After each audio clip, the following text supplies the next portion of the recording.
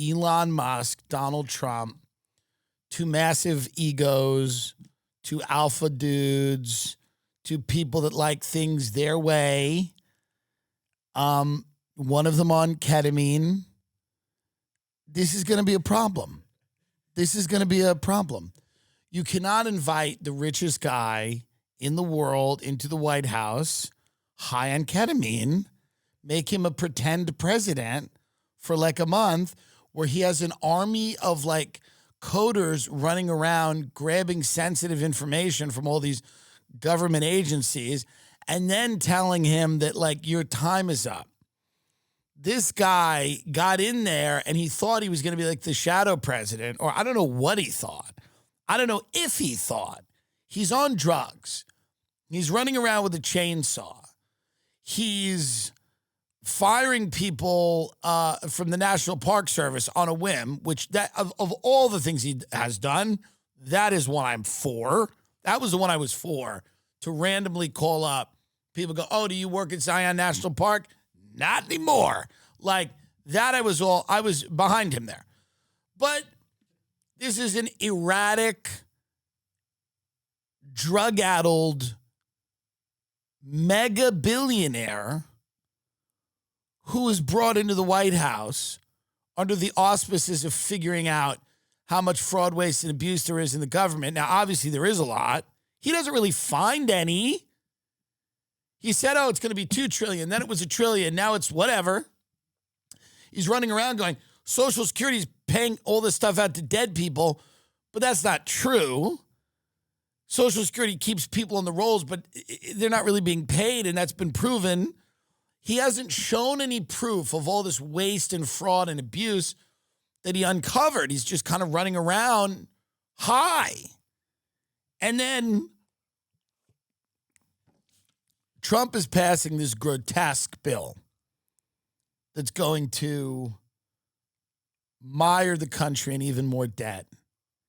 And Elon Musk tweets, I'm sorry, I just can't stand it anymore. This massive, outrageous, pork-filled congressional spending bill is a disgusting abomination. Shame on those who voted for it. You know you did wrong. You know it. Elon is trying to kill the bill, this big, beautiful bill that Donald Trump loves. This big, beautiful bill, by the way, is an expansion of the federal debt. It gets rid of the EV mandate, which Musk does not like. Musk also, by the way, has beef with Trump over the Sam Altman, the OpenAI. Musk doesn't like the idea that he feels like he's been sidelined by other tech people. So Musk is unhappy with all of this. So he goes to war with this bill, saying that it's an abomination. And then he goes nuclear on X and goes, the reason the Epstein files are not out is because Trump is in them. Time to drop the really big bomb. Donald Trump, real Donald Trump, tagged, is in the Epstein files. That is the real reason they have not been made public. Have a nice day, Donald J. Trump. Elon Musk, mark this for the future. The truth will come out. Everyone knows I'm not a huge fan of Elon Musk. I think that Elon Musk, one of the most offensive things to me is people trying to be funny who aren't funny. This is a horrible thing. This is a terrible thing that happens. People that want to be funny that have other things, like, I don't know, all the money in the world. And that's not enough. It's never enough. Watching someone try to be funny and fall down on their face, it's terrible. It's, as a comedian, as somebody who is funny, it's sad to watch, and it makes him cringe. Like, I want my billionaires kind of quiet and evil and, plotting. And I don't want them doing like dad jokes and like, I don't want to see it, right? So there's always been, there's a cringe element to him. Again, I've only met him one time. He's very nice to me and he's clearly a smart guy and whatever. But I don't trust him. I don't trust any of those tech people because I've said a lot, I don't know what they want, but it's not what they say. This is the problem with these people. It's not what they say they want. They want another thing.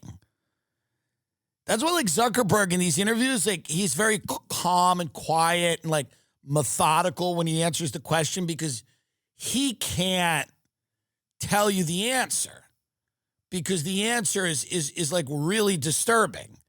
And the answer is like, yeah, well, we're planning on, like, a massive population reduction. I mean, how else will this work? Then the interviewer's like, interesting. Like, you can't do that. So whatever Elon Musk got into the White House to do, why does Elon Musk care about government fraud and waste and abuse? Does anyone, why? He makes his living off government contracts. He makes his living off the government largesse and a lot of taxpayer-funded things that he depends on. What is his concern? I don't think he does. I don't think any of them do. I don't think Sam Altman cares. I mean, I don't think any of them care. I think they want the government to open up their coffers and give these guys all the money in the world that they don't have. Whatever's left in this country that they don't have, they want. Because they're going to the government and they're saying China's kicking our ass in AI. They kicked our ass with TikTok, social media. Maybe it's an op. Maybe there's spy software in there. We don't know. But they did it. We didn't. We fucked up. Our shit's going down. We got fucking Facebook, which sucks. That thing sucks. We got your fucking old aunt on Facebook or a bunch of fucking dead people. Facebook is like a bunch of in memoriam pages and people uploading casserole recipes. We fucked up. Instagram's hanging by a thread. It's fine, but it's not driving the conversation. Everybody's getting famous. TikTok, all the music in America now. You got to go viral on TikTok. That's the big one. And it ain't us. It's them. DeepSeek AI comes out. Whether that's an op or not, again, we're caught with our pants. We just keep getting caught with our pants down, and these guys keep running to the government, we need more money. We need more money. You want us to compete? You want a TikTok? You want a DeepSeek, which is OpenAI? Sam Altman, you want these things? We need more money. We can't do this for nothing. We need a lot of money, and we don't want to put our own money up. You need to put taxpayer money up. And if you don't do this, we're fucked.